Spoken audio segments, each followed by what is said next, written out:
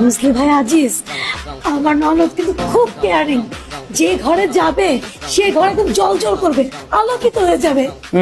100 টাকার বাল্ব তো যেই বাড়িতে লাগাবো সেই বাড়ি পুরো আলোকিত হয়ে যাইব।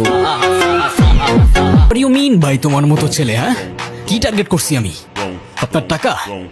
অবভিয়াসলি, তা নয় তো কি? আপনার হয়তো আমার ব্যাকগ্রাউন্ড সম্পর্কে ধারণা নেই স্যার। আপনাদের মতো সো কল্ড বিজনেসম্যান আমার বাবার অফিসের লাইন দিয়ে দাঁড়িয়ে থাকে। বেটা আমিও তো তাই কই, কি এর গেঞ্জি ছিঁড়ে, জামা ছিঁড়ে, প্যান্ট ছিঁড়ে, মানুষ ধরে ছিঁড়া বলা বেটা। এখনকার পোলা পান সব ফার্মের মুরগি, আমগো মতো কলজা অগনাই, বুঝছো? আজকের এই ভিডিওতে আপনারা দেখবেন বর্তমান সময়ে বাংলা নাটকের জনপ্রিয় অভিনেতাদের সেরা কিছু অ্যাটিটিউড ডায়লগ, যে ডায়লগগুলি সোশ্যাল মিডিয়ার কল্যাণে রাতারাতি নির্দুনিয়ায় তোলপাড় সৃষ্টি করে দিয়েছিল। রাস্তার পাশের চা দোকানে চা খাইতেছিলাম, পুলিশ হয়ে কয় আপনি অ্যারেস্ট।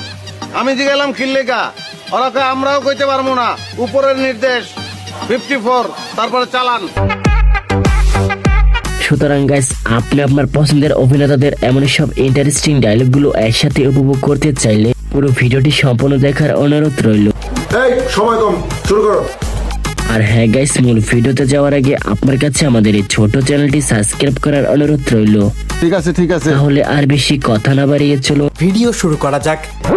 সো গাইস, লিস্টের শুরুতে আপনারা দেখবেন নির্জন না হলে টিকটক কাঁপানো অ্যাটিটিউড ডায়লগগুলি। আমার পথের যত কাটা আমার শুটার করে কিল, আমি খালি পকেট নিয়ে আমার মিলিয়নের টেল। You know what I am saying bitch. সমস্যা কি তোর? কান্দাস কেন? তুই ছেলে মানুষ না? তুই কাঁদবি কেন? মেয়েরা তোর জন্য কাঁদবে।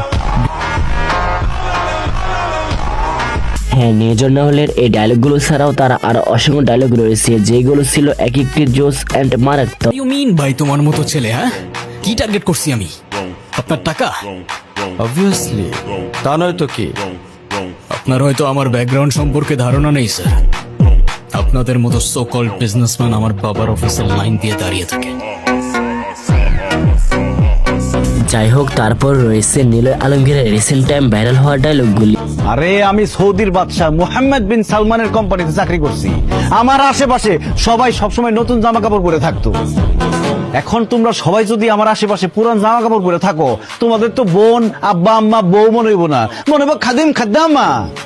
খাদিম খাদ্দামা এর মানে কি ভাইজান? আরে কাজের লোক ওই বাড়ির কাজ টাজ করে, বুঝবি না। ইতিমধ্যে আলমগীর ভাইয়ের এই ডায়লগগুলো টিকটক সোশ্যাল মিডিয়া জুড়ে ব্যাপক পরিমাণে ভাইরাল হয়েছে। বুঝলি ভাই আজিজ, আমার ননদ কিন্তু খুব কেয়ারিং। যে ঘরে যাবে সে ঘরে কিন্তু জল জল করবে, আলোকিত হয়ে যাবে।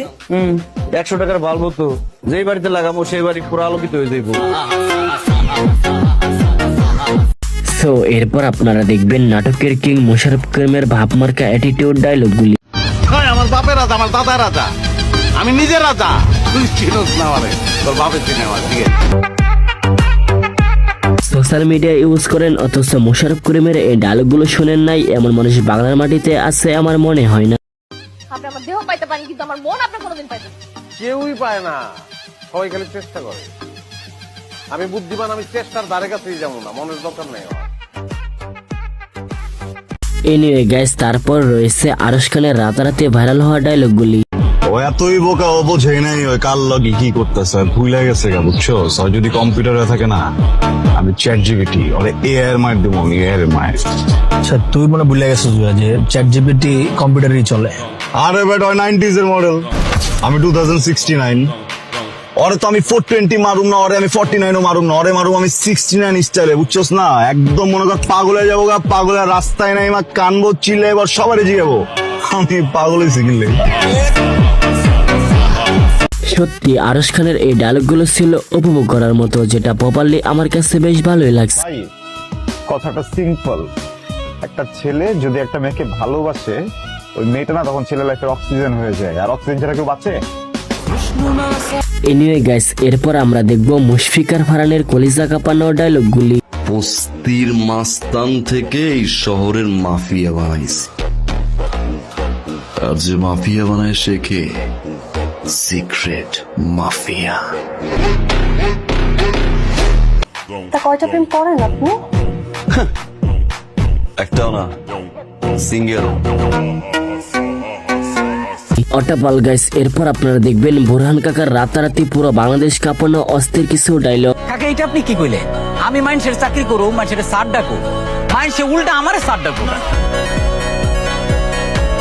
যদিও সিজন 5-এ আমরা বোরহান ক্যারেক্টারকে এখনো দেখিনি, তবে আশা করা যায় খুব অল্প সময়ের ভিতরে তিনি ব্যাচেলর পয়েন্টে আবার কামব্যাক করবেন।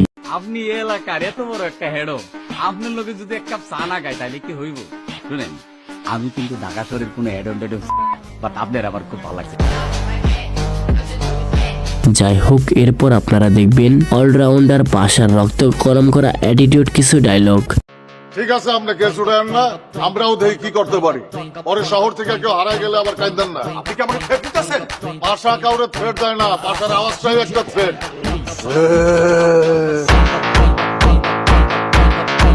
পাশা ভাইকে নিয়ে তো আর নতুন করে বলার কিছুই নেই, বিকজ তার প্রত্যেকটা কথার মধ্যে অন্যরকম একটা অ্যাটিটিউড ভাব রয়েছে।